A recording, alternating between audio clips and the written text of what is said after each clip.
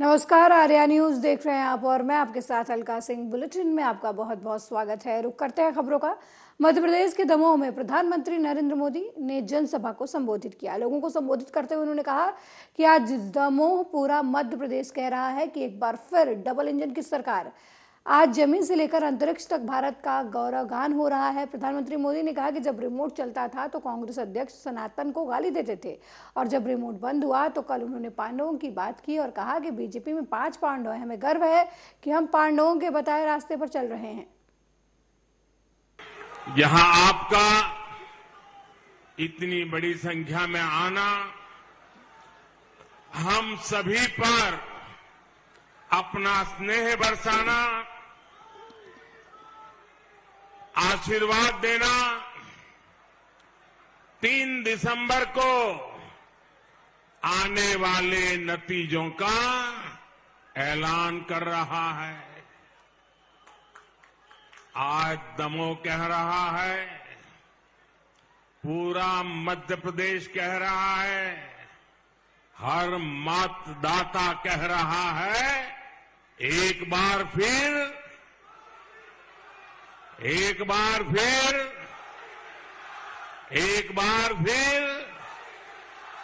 मेरे परिवारजनों, आप सभी के आशीर्वाद से पूरे विश्व में आज भारत का परचम लहरा रहा है।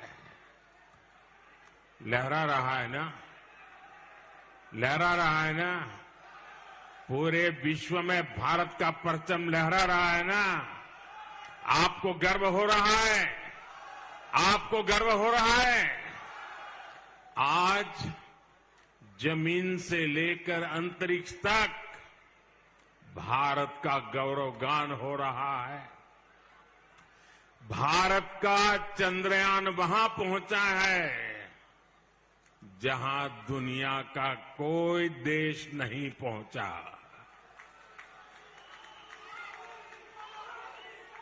भारत में हुए G20 सम्मेलन की प्रशंसा पूरे विश्व में हो रही है। भारत के युवा बेटियों खेल के मैदान में आज नए रिकॉर्ड बनाते जा रहे हैं। तीनों कांग्रेस के अध्यक्ष रिमोट से चल रहे हैं। कांग्रेस के अध्यक्ष सीनियर मोस्ट लोगों में से एक है, मेरे अच्छे मित्र भी हैं, लेकिन आज उनका हाल ऐसा कर दिया है कि वो कुछ कर नहीं पाते, नाम मात्र के रख दिए उनको। लेकिन मैं कभी कभी देखता हूं कि हमारे कांग्रेस अध्यक्ष जी खुद के मूड में आ जाते हैं। कभी ये रिमोट का अगर चार्जिंग खत्म हो गया हो या कनेक्टिविटी टूट गई हो तो उनके मुंह से कुछ अच्छी बातें निकल जाती है। मैंने कहीं पढ़ा, कल उन्होंने पांडवों को याद किया था।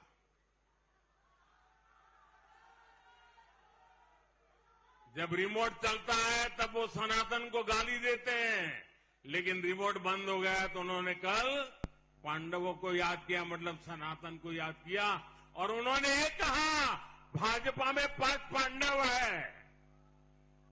देखिए, जब सच बोलते हैं तो कैसी बात निकलती है जी।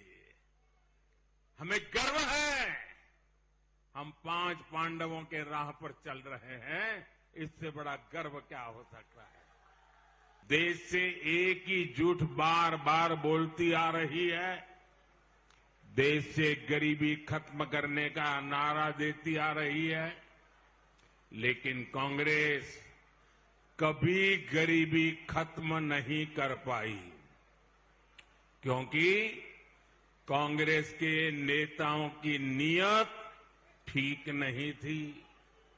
कांग्रेस के राज में गरीब और गरीब होता गया, अमीर और अमीर होते गए। आज केंद्र में भाजपा के नेतृत्व वाली सरकार है। भाजपा के सेवा काल में देश गरीबी से बाहर निकल रहा है। अपनी गरीबी दूर कर रहा है। मेरे परिवारजनों, आज पूरी दुनिया भारत में हो रहे विकास की चर्चा कर रही है।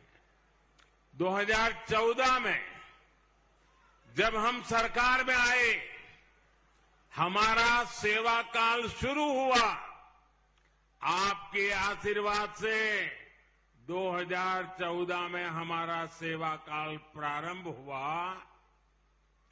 तब हमारा देश दुनिया की अर्थव्यवस्था में 10वें नंबर की आर्थिक ताकत था।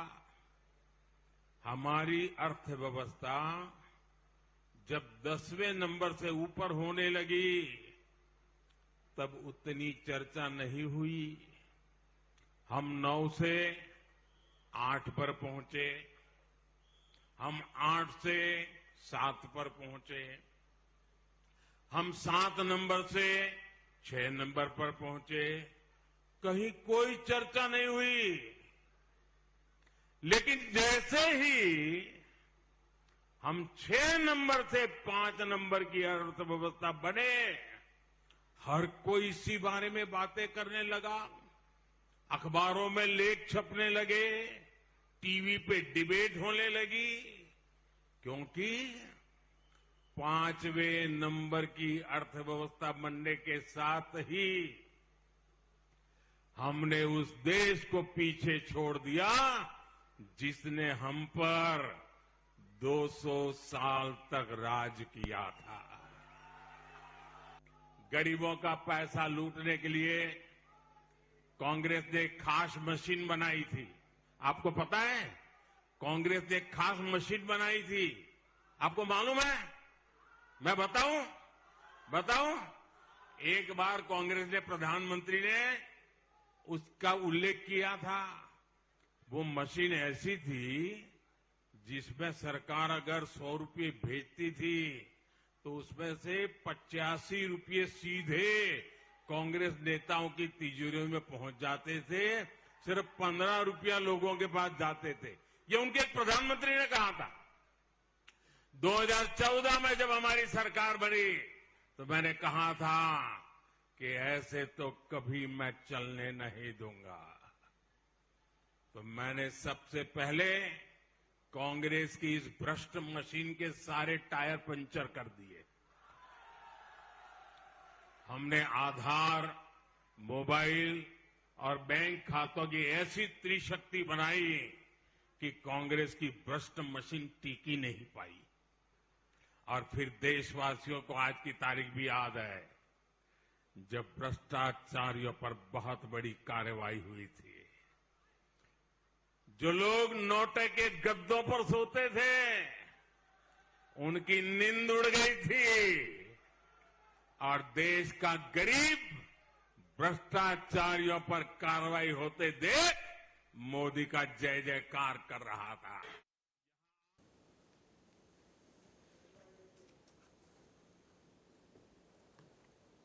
वहीं बीजेपी ने जनसंख्या नियंत्रण पर बिहार के मुख्यमंत्री नीतीश कुमार के बयान पर जमकर बवाल मचाया है। लोग नीतीश कुमार के बयान का विरोध कर रहे हैं। इसी कड़ी में बीजेपी नेताओं ने भी सीएम नीतीश के खिलाफ बिहार भवन के बाहर विरोध प्रदर्शन किया और औरतों से माफी मांगने की मांग की।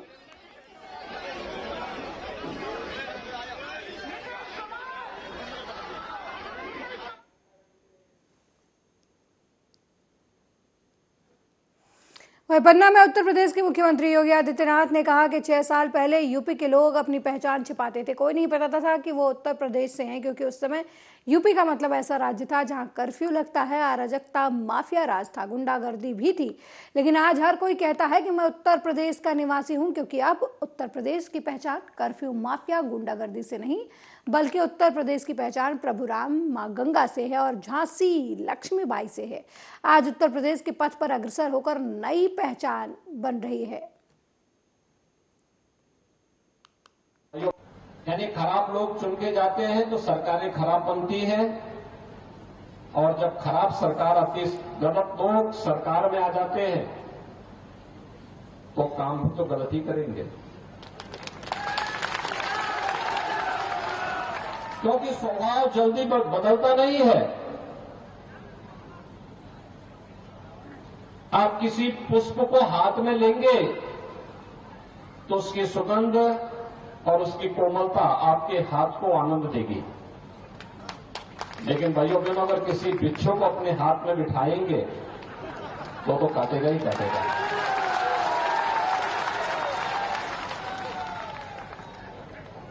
और इसीलिए आज मैं आप सबसे कहने के लिए आया हूं, अच्छा जनप्रतिनिधि आपको पहचान दिलाता है।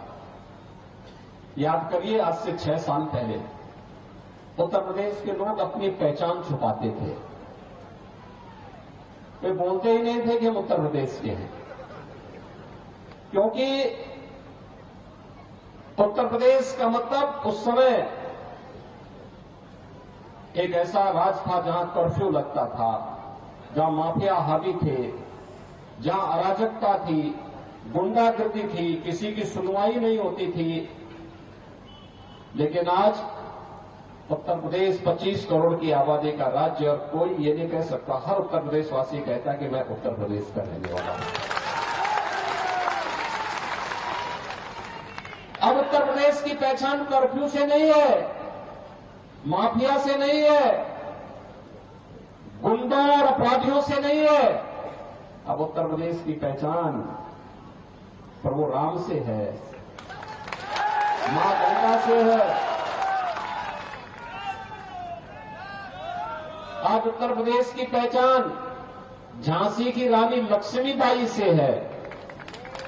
आज उत्तर प्रदेश की पहचान अवंतीबाई से है। आज उत्तर प्रदेश की पहचान वीर और वीरांगनाओं से है।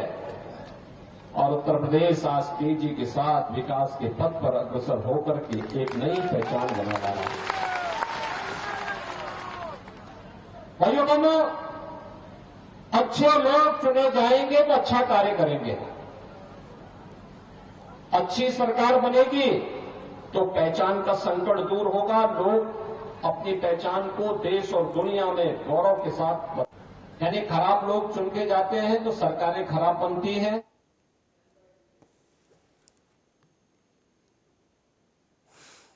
जयपुर में बीजेपी सांसद सुधांशु त्रिवेदी ने कहा कि कांग्रेस की 7 गारंटी है, पेपर लीक की गारंटी, महिलाओं पर अत्याचार, दलितों पर अत्याचार, अपराधियों की दबंगई, दबंगइयों की रैली, भ्रष्टाचार की गारंटी और किताबों में मुगलों के महान लिखने की गारंटी है। राजस्थान में कानून व्यवस्था की स्थिति इतनी खराब है कि कभी नहीं रही। उन्होंने जो कहा वो कभी पूरा नहीं किया। अब मैं आपको बताना चाहता हूं कि यहां की सरकार कौन कौन सी 7 गारंटी पक्की हैं कांग्रेस के द्वारा, जो इन्होंने पिछले साल में किया है। नंबर 1, पेपर लीक की गारंटी। वैसे तो ऐसा कोई संभावना नहीं है, पर कभी अगर ये आ जाते तो क्या होता, पेपर लीक की गारंटी। नंबर 2, महिलाओं पर अत्याचार की गारंटी। नंबर 3, दलितों के उत्पीड़न की गारंटी, अपराधियों की दबंगई की गारंटी। लॉ एंड ऑर्डर की पोजीशन कभी राजस्थान में इतनी खराब नहीं थी जितनी कि अब हो रही है। दंगाइयों और कट्टरपंथियों के जुलूस निकालने की गारंटी, पीएफआई की रैली कोटा में याद है आपको। भ्रष्टाचार और घोटालों के अंबार की गारंटी, और किताबों में मुगलों को महान लिखने की गारंटी। ये 7 गारंटियां हैं जो राजस्थान की सरकार ने दी है, और जो कहा है उनमें से कुछ भी पूरा नहीं किया है।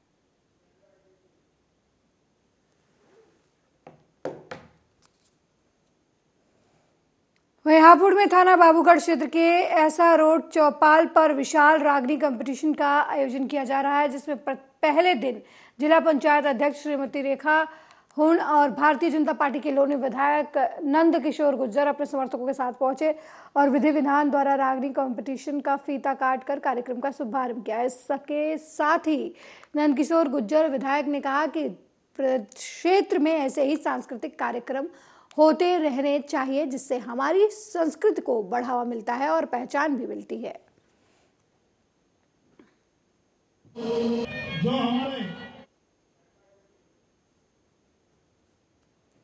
वहीं दीपावली से पहले ही कानपुर देहात में दूध और खोए में मिलावटखोरी का काम जोरों पर है और ऐसे में मिलावटखोर लोगों पर नकेल कसने के लिए प्रशासन की तरफ से लगातार कार्रवाई की जा रही है।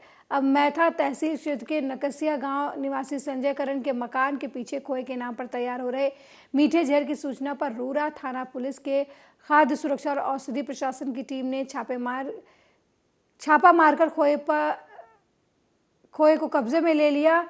इस दौरान सिलखिड़ी मिल्क पाउडर, रवा, शक्कर की बोरियों के साथ लगभग 1 दर्जन काफी मात्रा में रिफाइंड ऑयल के टीन बरामद हुए। वहीं मौके पर लगभग 7 कुंटल खोया भी बरामद किया गया, जिसे पुलिस ने नष्ट किया।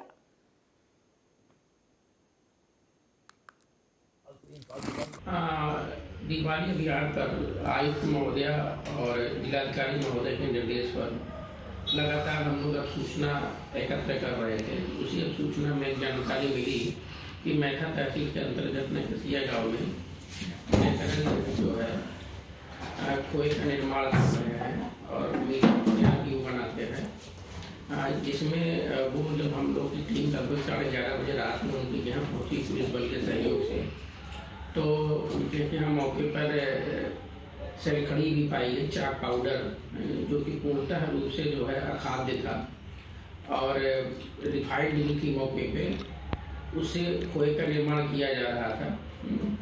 और एक कानपुर जनपद से एक लोडर जो उसको लादने के लिए आया था वो भी था मौके पे, उसी से सामान वगैरह सब लग के आया था। तो हम लोगों ने 6 नमूने संग्रहित किए हैं और लगभग 7 कुंटल खोया जो निर्मित था खाद्य पदार्थ उसको नष्ट कराया गया है। इसके अलावा जो पाउडर था उसको सीज किया गया है और जो पूरी कार्रवाई है और उसके खाद्य कारोबार पर जो खोए की जो भट्टी है उस पर जो है उसको सीज कर दिया गया है कि वो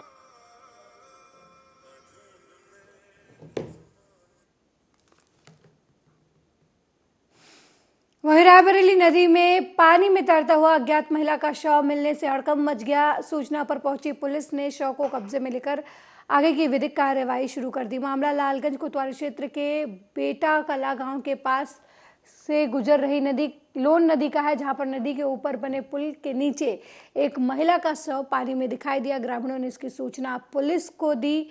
मौके पर पहुंची पुलिस ने महिला का शव पानी से बाहर निकलवाया और शव को पोस्टमार्टम के लिए भेज दिया। हालांकि महिला की अभी तक शिनाख्त नहीं हो पाई है। फिलहाल पुलिस महिला के शिनाख्त करने में जुटी हुई है। एक शव मिला है, कहाँ मिला है, कौन सी जगह है? ये लोन नदी है और लोन नदी के किनारे एक महिला का शव पड़ा हुआ था। कुछ लोगों ने बताया तो हम लोग वहाँ सब लोग पूरे गांव के इकट्ठा होकर वहाँ पहुँचे। पहुँचने के बाद नदी में शव डूबा हुआ था। तब तक पुलिस आ गई। पुलिस ने अपने कब्जे में लेके शव को बाहर।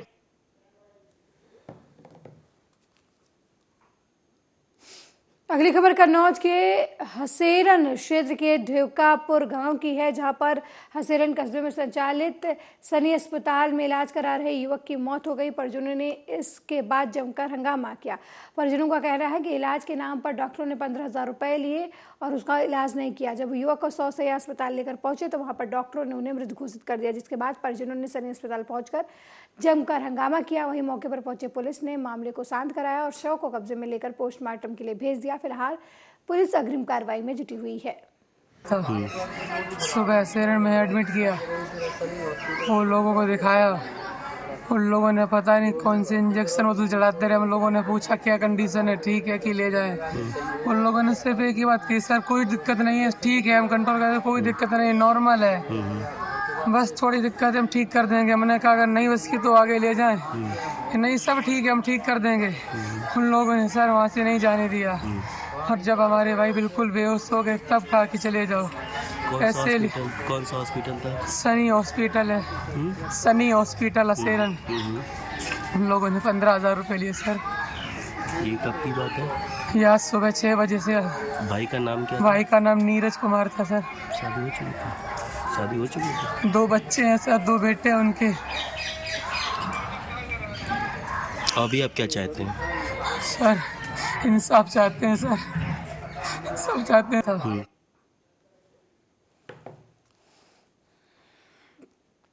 गोरखपुर में बीजेपी अल्पसंख्यक मोर्चा सूफी संवाद महाअभियान जिला को गोरखपुर में किया गया। प्रभारी समाजसेवी आदिल अमीन ने अपने सह प्रभारियों के साथ नया दायित्व मिलने के बाद गोरखपुर जर्नलिस्ट प्रेस क्लब पर आयोजित प्रेस वार्ता में कहा कि सूफीवाद महान अभियान का जिला प्रभारी बनने के बाद मेरे और मेरे सहयोगियों की जिम्मेदारी काफ़ी बढ़ गई है। पार्टी के प्रदेश नेतृत्व और जिस आशा और विश्वास के साथ उन्हें और उनके सह प्रभारियों को यह दायित्व सौंपा गया है, उस पर पूरी तरीके से खरा उतरने की कोशिश करेंगे।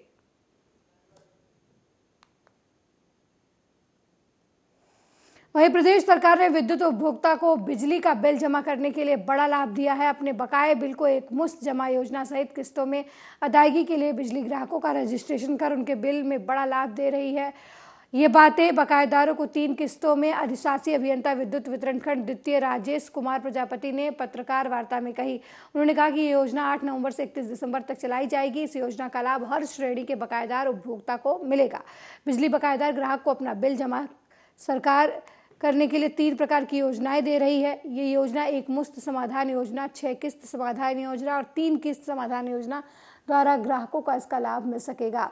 पत्रकारों को बताते हुए प्रजापति ने कहा कि पहली बार चोरी के मामले को भी एक मुश्त समाधान योजना में निपटारा किया जाएगा। कंडीशन लोक अदालत और अन्य मामलों में वांछित विद्युत उपभोक्ता भी लाभ ले सकेंगे। इस योजना का लाभ अवश्य लें। से अपील करना चाहता हूं कि उत्तर प्रदेश सरकार द्वारा एक मुश्त समाधान योजना जल्दी आए, ज़्यादा लाभ पाएँ। 8 नवंबर 2023 से 31 दिसंबर 2023 तक 3 अवधि में लागू की गई है। इस एक मुश्त समाधान योजना में समस्त विद्युत भार एवं समस्त श्रेणी के उपभोक्ताओं को छूट प्रदान अधिभार में छूट प्रदान की जा रही है। इसमें घरेलू, वाणिज्यिक, निजी संस्थान, निजी नलकूप और LMD 6 के उपभोक्ताओं के अधिभार में छूट का प्रावधान है। जो प्रथम अवधि है 8 नवंबर से 30 नवंबर तक है। द्वितीय अवधि 1 दिसंबर से 15 दिसंबर 2023 तक है। तृतीय अवधि 16 दिसंबर से 31 दिसंबर 2023 तक है। इसमें निजी नलकूप हेतु जो है अधिभार की गणना 31 मार्च 2023 तक के मूल बकाये पर और अन्य सभी श्रेणी के उपभोक्ताओं के अधिभार की गणना 31 अक्टूबर 2023 के मूल बकाये पर की जाएगी।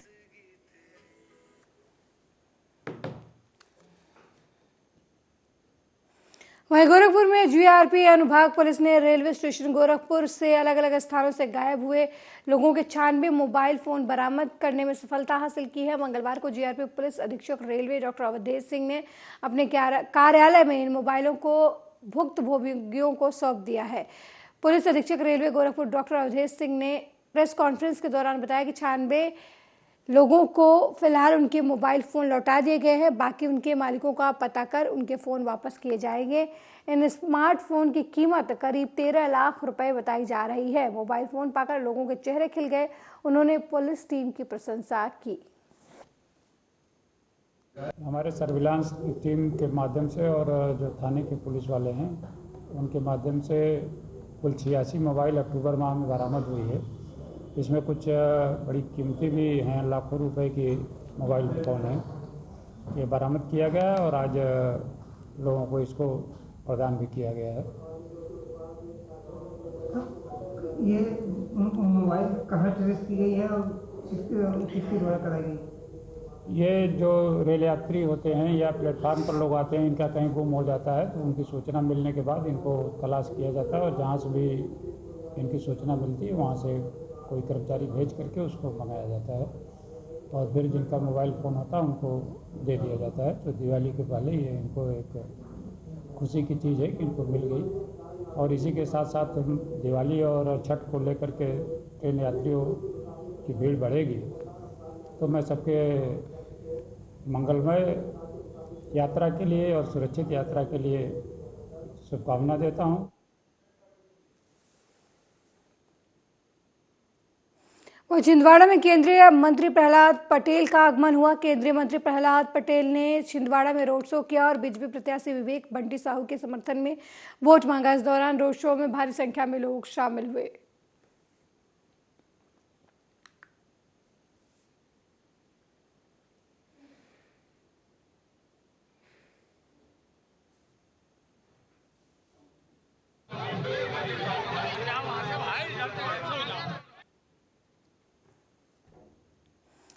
वहीं छिंदवाड़ा के अमरवाड़ा थाना क्षेत्र के सिगोडी बाईपास पर सड़क हादसे में केंद्रीय मंत्री प्रहलाद पटेल के बाल बाल बचने की खबर सामने आई है। आपको बता दें कि नरसिंहपुर की तरफ जा रहे केंद्रीय मंत्री प्रहलाद पटेल की गाड़ी सड़क से नीचे उतर गई। यह हादसा उस वक्त हुआ जब मंत्री की गाड़ी के सामने अचानक बाइक सवार आ गया, जिसे बचाने के चक्कर में यह हादसा हो गया। वहीं इस हादसे में प्रहलाद पटेल सहित 2 लोगों को मामूली चोटें आई हैं।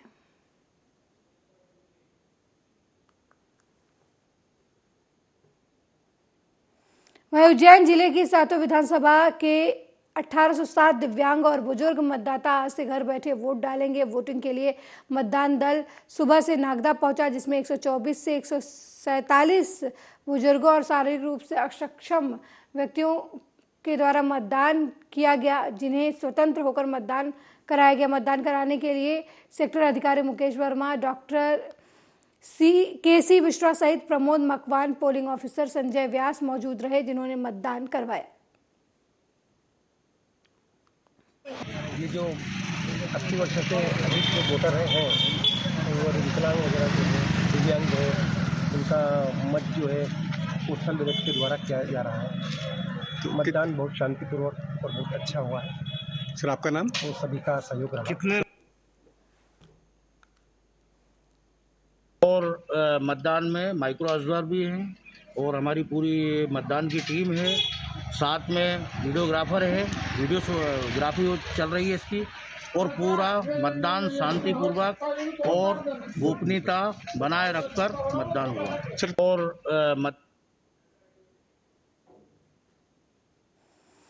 वहीं हापुड़ में थाना गढ़ मुक्तेश्वर पुलिस ने चेकिंग के दौरान अवैध शस्त्र सप्लाई करने वाले अंतर्राज्यीय गिरोह का पर्दाफाश करते हुए 2 साथी अभियुक्तों को गिरफ्तार किया, जिनके कब्जे से 11 अवैध पिस्टल, मैगजीन और 1 रिवाल्वर सहित 10 अवैध तमंचे, कुल 22 अवैध शस्त्र बरामद हुए हैं। इसके अलावा 20 जिंदा कारतूस भी बरामद हुआ है। गिरफ्तार अभियुक्त पिस्टल, रिवाल्वर 30 से 35 हज़ार रुपये और अवैध तमंचे को 5 से 6 हज़ार रुपये में बेच रहे थे।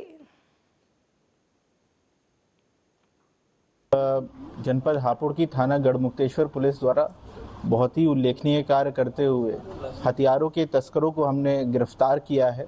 इनके पास से काफ़ी हाई क्वालिटी की महंगी पिस्टल्स, साथ ही साथ जो locally made country made pistols हैं वो बरामद हुए हैं और रिवॉल्वर भी बरामद हुए हैं।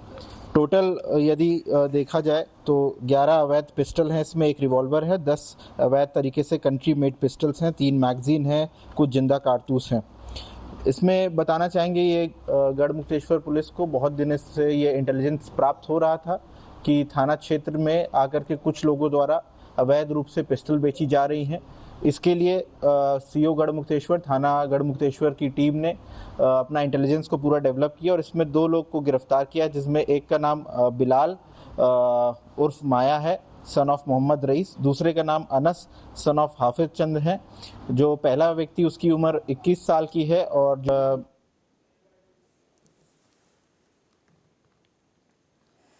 वहीं बुलंदशहर के थाना सलेमपुर क्षेत्र में रोडवेज और डग्गेमार बस की भिड़ंत में एक यात्री और ड्राइवर की मौत हो गई है। हादसे में 1 दर्जन से अधिक यात्री घायल बताए जा रहे हैं। मौके पर पहुंची पुलिस ने घायलों को जिला अस्पताल में भर्ती करवाया। वहीं हादसे का शिकार हुई बस डग्गामार बताई जा रही है। शाम को 4 बजे सलेमपुर से शिकारपुर की तरफ जाते समय एक रोडवेज की बस और एक प्राइवेट बस का आमने सामने टक्कर हो गया। मेरे साथ इस बुलेटिन में फिलहाल इतना ही। देश दुनिया की तमाम खबरों को देखने के लिए देखते रहिए आर्या न्यूज़। नमस्कार।